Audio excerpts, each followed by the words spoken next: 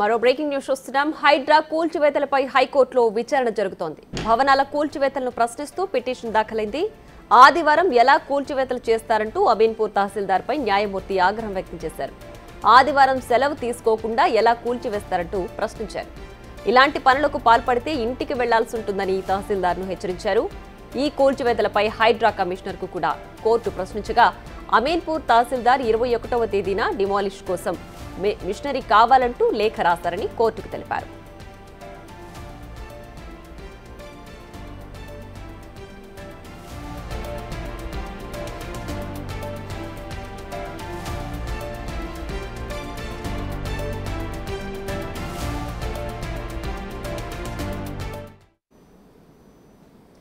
ఇక మరింత సమాచారం మా ప్రతినిధి సురేష్ లైవ్ లో అందిస్తారు. సురేష్, చెప్పండి, హైడ్రా కూల్చివేతలకు సంబంధించి హైకోర్టు ప్రశ్నించింది. ఆదివారం కూడా ఎలా కూల్చివేస్తారంటూ.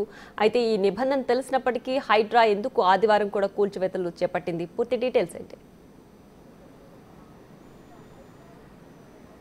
అమీన్పూర్లో హాస్పిటల్ని కూల్చివేయడంపై హైకోర్టులో పిటిషన్ దాఖలు చేశారు. దానిపైన 27న విచారణ చేసిన కోర్టు ఈరోజు హైడ్రా కమిషనర్ రంగనాథ్ అమీన్పూర్ తహసీల్దార్ని ఆ కోర్టుకు హాజరు కావాలి, తమ వివరణ చెప్పాలని చెప్పేసి కూడా ఆదేశించింది. ఈ ఆదేశాల మేరకు అమీన్పూర్ తహసీల్దార్ నేరుగా హైకోర్టులో విచారణకు హాజరయ్యారు. హైడ్రా కమిషనర్ రంగనాథ్ వర్చువల్గా ఆన్లైన్లో ఆయన విచారణ కొనసాగుతుంది. ప్రస్తుతం ఆయనపై తహసీల్దార్పై తీవ్ర ఆగ్రహం వ్యక్తం చేసింది హైకోర్టు.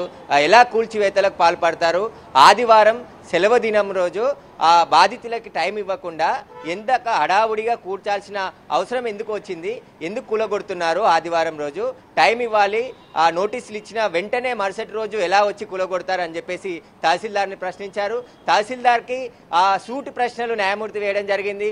గ్రామ పంచాయతీ పర్మిషన్ ఎలా ఇచ్చారు, పవర్ బిల్ ఎలా కట్టించుకుంటున్నారు, ప్రాపర్టీ ట్యాక్స్ ఎలా కట్టించుకుంటున్నారు, వాటర్ బిల్ ఎలా కట్టించుకుంటున్నారు, వీటన్నిటిని కట్టించుకున్న తర్వాత ఆ హాస్పిటల్ భవనాన్ని ఎలా కూల్చివేస్తారు, ప్రభుత్వ భూమి అని తెలిస్తే ముందు నిర్మాణం జరిగేటప్పుడు ఏం చేశారు, ఇన్ని రోజుల వరకు సమయం ఎందుకు పట్టింది, వీటన్నిటిపైన తహసీల్దార్ని ప్రశ్నల వర్షం కురిపించారు న్యాయమూర్తి. దానికి సమాధానం చెప్తూ ఆ నోటీసులు ఇచ్చాం మేము, వాళ్ళు రెస్పాన్స్ కాలేదు, అందుకే మేము కూల్చివేతకు పాల్పడ్డామని చెప్పేసి చెప్తున్నారు. కానీ ఆదివారం రోజు ప్రభుత్వ ఉద్యోగులకు సెలవు ఉన్నప్పటికీ కూల్చివేతలు ఎందుకు చేయాల్సి వచ్చింది, ఇంటి దగ్గర కుటుంబ సభ్యులతో గడపకుండా కూల్చివేతల కార్యక్రమంలో ఎందుకు పాల్గొన్నారని చెప్పేసి కూడా తహసీల్దార్ని హైకోర్టు న్యాయమూర్తి అడగడం జరిగింది. దీనికి సంబంధించి ఒకవేళ ఇలానే కూల్చివేతలకు పాల్పడితే మీరు ఇంటికి వెళ్లాల్సి వస్తుందని చెప్పేసి కూడా హెచ్చరించారు ఒక పరంగా. దీనికి సంబంధించి ఆ తర్వాత హైడ్రా కమిషనర్ రంగనాథ్ని కూడా ప్రశ్నించడం జరిగింది. ఆయన ప్రస్తుతం ఇంకా వర్చువల్గా విచారణ కొనసాగుతుంది. ఎలా మీరు కూల్చివేతలకు పాల్పడతారా ఆదివారం అని చెప్తే ఆ అమీన్పూర్ తహసీల్దార్ ఈ నెల 21న మిషనరీ కావాలని చెప్పేసి హైడ్రాకి లెటర్ రాస్తే ఆ మిషనరీని మ్యాన్ పవర్ని మాత్రమే మేము అందించాము, మేము అక్కడ ఎలాంటి కూల్చివేతలు జరపలేదు అని చెప్పేసి ఆయన చెప్తున్నాడు.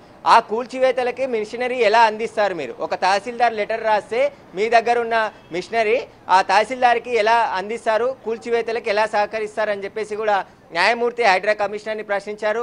దీనికి సంబంధించి ముఖ్యంగా ఆదివారం రోజు సెలవు దినం రోజు ఎందుకు కూల్చివేస్తున్నారు హడావుడిగా నిర్మాణాలని అని చెప్పేసి ప్రశ్నిస్తున్నారు. ఇలా చేయడం సామాన్యులకి ఎలా ఇబ్బంది అవుతుంది కాబట్టి ఖచ్చితంగా మీరు సమయం ఇవ్వాలి, సమయం ఇవ్వకుండా హడావుడిగా రాత్రికి వచ్చేసి సెలవు దినం రోజు ఎలా కూల్చివేతలకు పాల్పడతారని చెప్పేసి కూడా ప్రశ్నించడం జరిగింది.